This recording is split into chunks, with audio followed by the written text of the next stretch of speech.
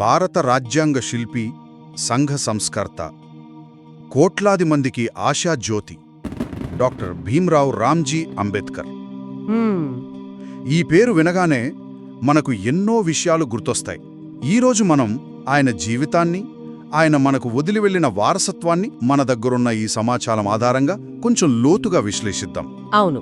అయితే ఇక్కడ మన ఉద్దేశ్యం కేవలం ఆయన జీవితంలోని ఘటనలను ఒకదాని తర్వాత ఒకటి చెప్పుకోవడం కాదు.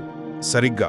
అసలు పాఠశాలలో కనీసం మంచినీళ్లు తాగడానికి కూడా వీల్లేని ఒక బాలుడు యావత్ దేశానికే మార్గనిర్దేశం చేసే ఒక రాజ్యాంగాన్ని రాసే స్థాయికి ఎలా ఎదిగారు? అదే ఆయన ఆలోచనలను, ఆయనలోని ఆ తిరుగుబాటును నడిపించిన అసలు శక్తులేమిటి అనే కోణంలో అర్థం చేసుకునే ప్రయత్నం చేద్దాం. సరిగ్గా చెప్పారు. ఇక ఆలస్యం వద్దు, ఆయన అసాధారణ ప్రస్థానం ఎక్కడ మొదలైందో చూద్దాం. అంబేద్కర్ గారు ఏప్రిల్ 14, 1891న జన్మించారు. అవును. ఆయన తండ్రి రామ్జీ మలోజీ సక్పాల్, బ్రిటిష్ ఆర్మీలో సుబేదార్, తల్లి భీమాబాయి. ఇక్కడే మనం ఒక విషయం గమనించాలి. తండ్రి సైన్యంలో మంచి హోదాలో ఉన్నా కూడా వాళ్లు మహర్ కులానికి చెందినవారు కావడం వల్ల సమాజంలో తీవ్రమైన వివక్ష ఉండేది. అంటే తండ్రి హోదా ఇంట్లో గౌరవాన్నిచ్చిందేమో కాని బయట సమాజంలో కులం పేరుతో అవమానాలు తప్పలేదు. అంబేద్కర్ గారి బాల్యం మొత్తం ఈ వైరుధ్యం మధ్య నలిగిపోయిందనమాట. ముఖ్యంగా పాఠశాలలో ఆయన ఎదుర్కొన్న అనుభవాలు చాలా తీవ్రమైనవి కదా. అవును.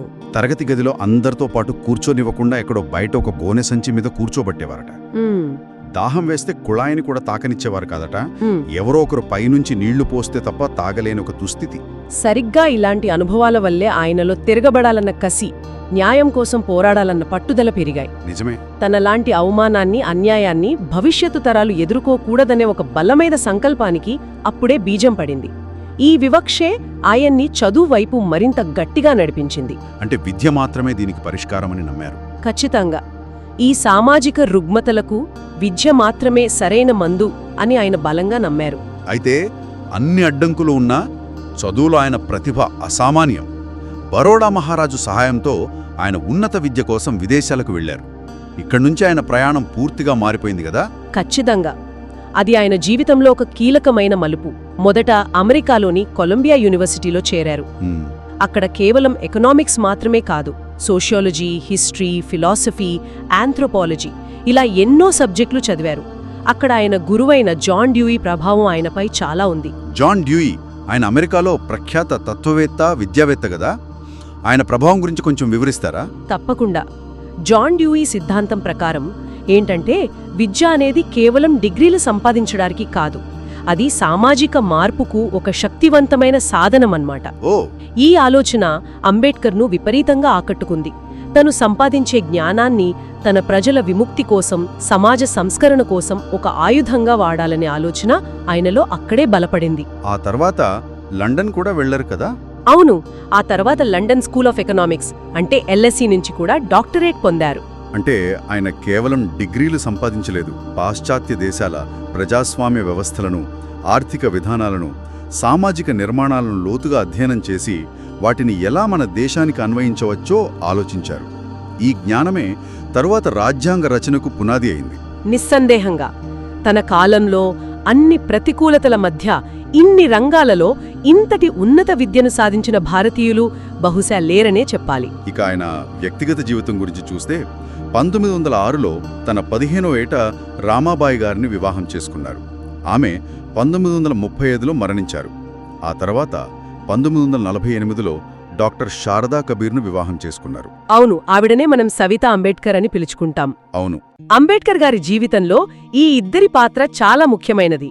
రామాబాయి గారు ఆయన విదేశాల్లో చదువుకుంటున్నప్పుడు ఎన్నో కష్టాలను ఓర్చుకుని కుటుంబాన్ని నడిపించారు.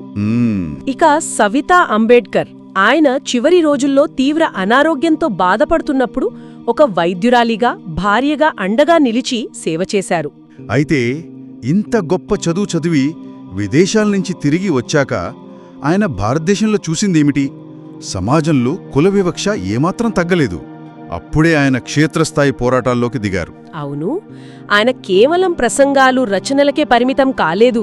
ఆయన పోరాటాలు చాలా క్రియాశీలంగా ఉండేవి. హిందూ మతంలోని చాతుర్వర్ణ వ్యవస్థను అంటే సమాజాన్ని 4 వర్ణాలుగా విభజించే పద్ధతి. సరిగ్గా ఆ పద్ధతిని, దాని నుంచి పుట్టిన అంటరానితనాన్ని ఆయన తార్కికంగా చాలా తీవ్రంగా విమర్శించారు. ఉదాహరణకు 1927లో జరిగిన మహాడ్ చెరువు సత్యాగ్రహం. ఇది చాలా ముఖ్యమైన ఘటన కదా. చాలా చాలా ముఖ్యమైనది. మహారాష్ట్రలోని మహాడ్ పట్టణంలో దళితులను అక్కడి చవదార్ చెరువు నీటిని ముట్టుకొనిచ్చేవారు కాదు. అది ప్రభుత్వాస్తి అయినా సరేనా? అయినా సరే, అది ప్రభుత్వ ఆస్తి అయినా అంటరానివారు దాన్ని వాడకూడదనేది అక్కడి అగ్రవర్ణాల నియమం. దీన్ని ధిక్కరిస్తూ అంబేడ్కర్ వేలాది మందితో కలిసి ఆ చెరువు దగ్గరకు వెళ్లి స్వయంగా నీటిని తాగారు. ఇక్కడ నాకో ప్రశ్న. ఆ రోజుల్లో గాంధీజీ కూడా సత్యాగ్రహాలు చేస్తున్నారు.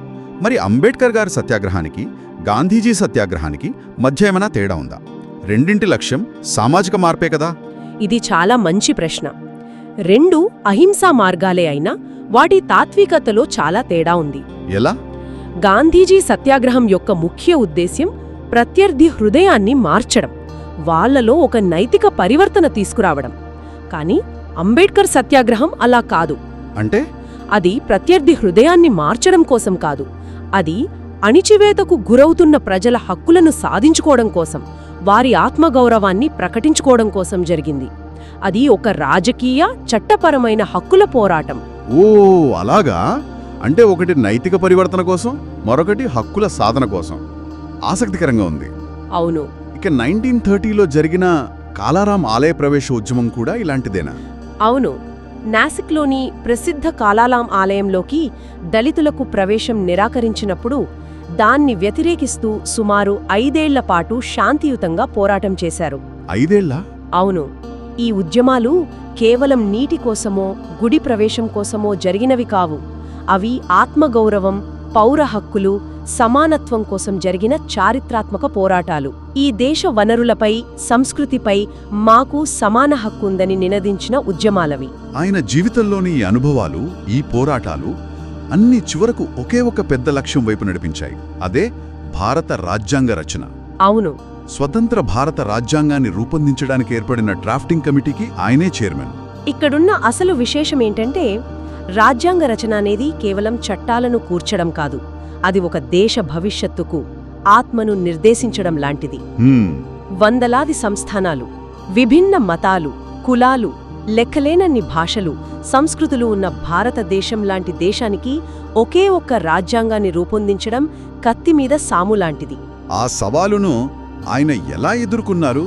ప్రపంచంలోని అనేక రాజ్యాంగాలను అధ్యయనం చేశారని అంటారు కదా. అవును. ఆయన దాదాపు 60 దేశాల రాజ్యాంగాలను అధ్యయనం చేశారు. వాటిలోని మంచి అంశాలను తీసుకుని మన భారతీయ పరిస్థితులకు తగ్గట్టుగా మార్పులు చేశారు. అంటే కేవలం కాపీ చేయలేదన్నమాట. అస్సలు కాదు. ఆయన కేవలం కాపీ చేయలేదు. ఆయన రాజ్యాంగ రచనలో ఒక ప్రత్యేకమైన ఫిలాసఫీని చొప్పించారు.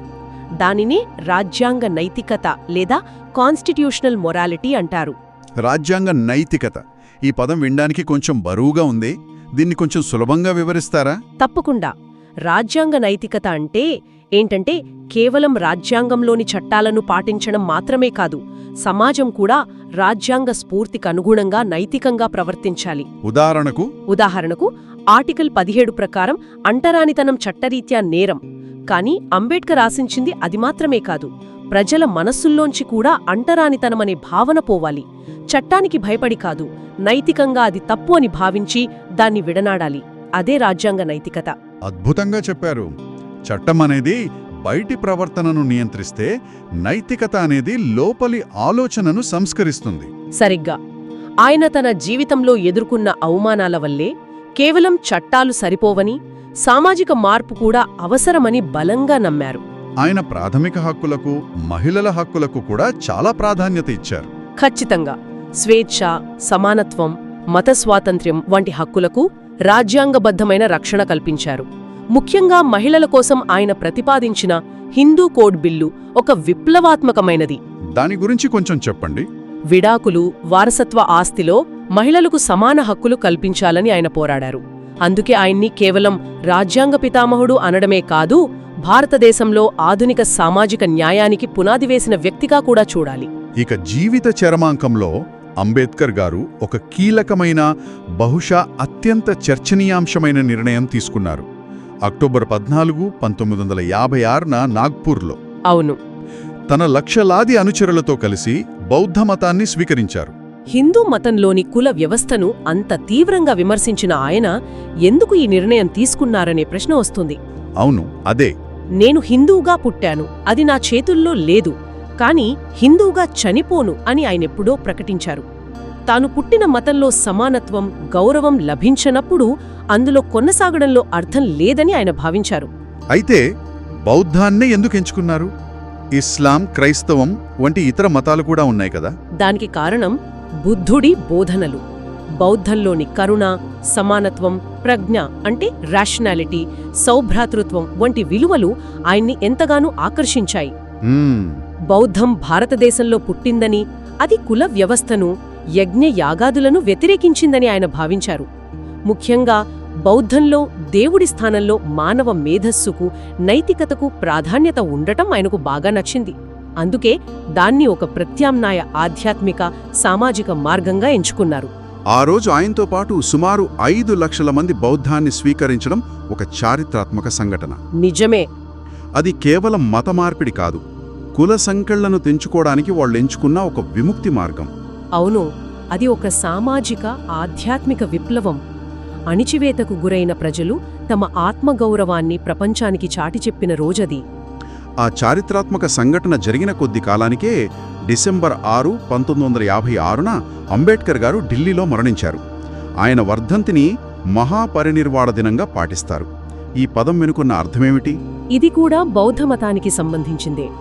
బౌద్ధంలో మహాపరినిర్వాణం అంటే జ్ఞానోదయం పొందిన వ్యక్తి భౌతిక శరీరాన్ని విడిచిపెట్టి పునర్జన్మ చక్రం నుండి శాశ్వతంగా విముక్తి పొందడం. ఓ. బుద్ధుడి మరణాన్ని కూడా మహాపరినిర్వాణం అనే అంటారు. అంబేడ్కర్ గారు బౌద్ధాన్ని స్వీకరించినందున ఆయన మరణాన్ని ఈ అత్యంత గౌరవప్రదమైన పదంతో స్మరించుకుంటారన్నమాట. ఇది ఆయన ఆధ్యాత్మిక ప్రయాణానికిచ్చే గౌరవం. కాబట్టి మనం ఈరోజు చూసింది ఏమిటి? వివక్ష, అవమానాలను ఎదుర్కొన్న ఒక బాలుడు తన పట్టుదలతో, అసాధారణ ప్రతిభతో ప్రపంచస్థాయి పండితుడిగా ఎదిగి ఒక జాతికి మార్గనిర్దేశం చేసే రాజ్యాంగాన్ని రచించిన ఒక అద్భుతమైన ప్రయాణం. ఆయన జీవితం ఒక పాఠం, ఆయన రచనలు ఒక దిక్సూచి. ఆయన పోరాడిన అసమానతలకు, ఆయన కలలు కన్న సమసమాజానికి మధ్య ఒక వారధిగా రాజ్యాంగాన్ని నిర్మించారు. నిజమే. ఆయన కేవలం దళితుల నాయకుడే కాదు, ఆయన ఒక గొప్ప దేశభక్తుడు, మేధావి, మానవతావాది. ఆయన ఆలోచనలు నేటికీ మన సమాజానికి ఎంతో అవసరం. ఈ చర్చను ముగించే ముందు వినేవారికొక ఆలోచన. అంబేద్కర్ గారు రాజ్యాంగం ద్వారా అందించిన సమానత్వం, న్యాయం, సౌభ్రాతృత్వం వంటి విలువలను నేటి సమాజంలో మనం ఏ మేరకు పాటిస్తున్నాం? ఆ ఆశయాలను మన నిజ జీవితంలో పూర్తిగా ఆచరించడానికి మనం ఇంకా ఏం చేయాలి?